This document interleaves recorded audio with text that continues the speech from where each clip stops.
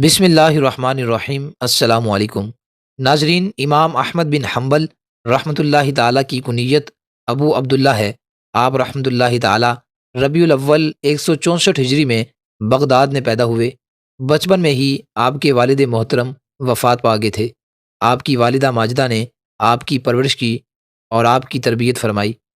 آپ نے ابتدائی تعلیم بغداد میں ہی حاصل فرمائی۔ آپ 15 سال کی عمر میں علم حدیث کی طرف راغب ہوئے۔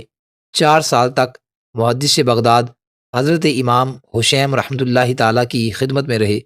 ان کے انتقال کے بعد دیگر شہروں مثلاً کوفہ، بصرہ، یمن، شام، مکہ اور مدینہ کا سفر فرمایا۔ حضرت امام احمد بن حنبل رحمۃ اللہ تعالیٰ کو علم دین حاصل کرنے کا اس قدر شوق تھا کہ آپ خود فرماتے ہیں، جب میں صبح صادق کے وقت علم حدیث حاصل کرنے کے لیے نکلتا تو والدہ میرے کپڑوں کو پکڑ کر روکتی اور فرماتی، جب اذان ہو جائے پھر جانا، یا جب صبح ہو جائے تب جانا۔ آپ رحمۃ اللہ تعالیٰ کو علم حدیث حاصل کرنے کا اس قدر شوق تھا کہ آپ نے شادی اور روزی کمانے کے تمام معمولات کو چھوڑ کر صرف علم دین حاصل کرنے پر خصوصی توجہ دی، حتیٰ کہ 40 سال کی عمر کے بعد نکاح فرمایا۔ آپ رحمۃ اللہ تعالیٰ نے دوران طالب علمی 5 حج کیے، جن میں سے 3 حج پیدل فرمائے۔ 12 ربیع الاول کو 241 ہجری میں آپ کا انتقال ہوا۔ 230 سال بعد حضرت امام احمد بن حنبل رحمۃ اللہ تعالیٰ کی قبر انور کے پہلو میں قبر کھودی گئی۔ قبر کا ایک حصہ کھل گیا، دیکھا گیا جسم تو جسم، کفن تک سلامت تھا۔ آپ رحمۃ اللہ تعالیٰ کی نماز جنازہ کے وقت 20,000 غیر مسلم دامن اسلام سے وابستہ ہو گئے تھے۔ 40,000 احادیث کی کتاب مسند امام احمد بن حنبل آپ کی ہی تالیف ہے۔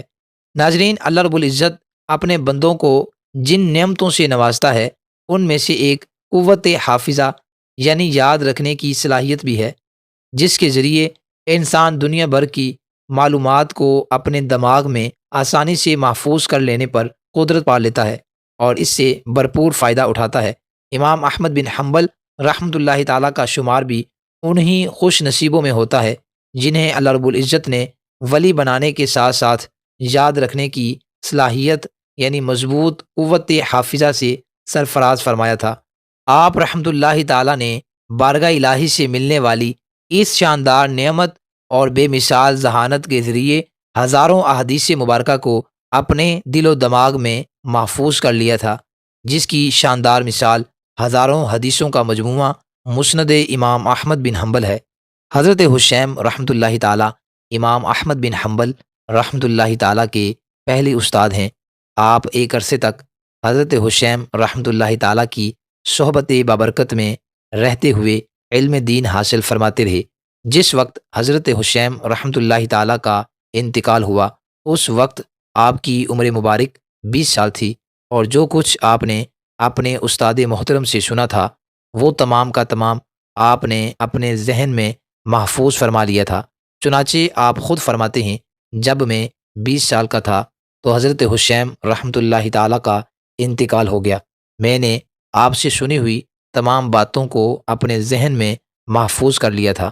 حضرت سعید رحمۃ اللہ تعالیٰ نے حضرت امام ابو زرعہ رحمۃ اللہ تعالیٰ سے پوچھا، اے ابو زرعہ، آپ کا حافظہ زیادہ مضبوط ہے یا امام احمد بن حنبل رحمۃ اللہ تعالیٰ کا؟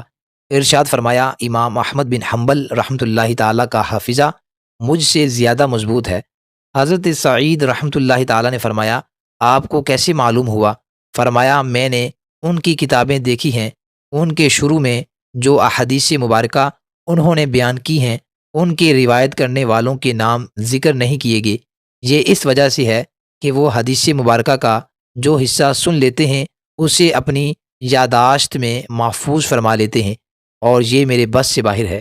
ناظرین، حضرت ابو زرعہ رحمۃ اللہ تعالیٰ نے ایک روز حضرت امام احمد بن حنبل رحمۃ اللہ تعالیٰ کے صاحبزادے حضرت عبداللہ رحمۃ اللہ تعالیٰ سے ارشاد فرمایا، آپ کے والد محترم حضرت امام احمد بن حنبل رحمۃ اللہ تعالیٰ ہزاروں احادیث مبارکہ یاد فرما لیا کرتے تھے۔ اللہ رب العزت آپ رحمۃ اللہ تعالیٰ کی قبر انور پر کروڑوں رحمتوں کا نزول فرمائے۔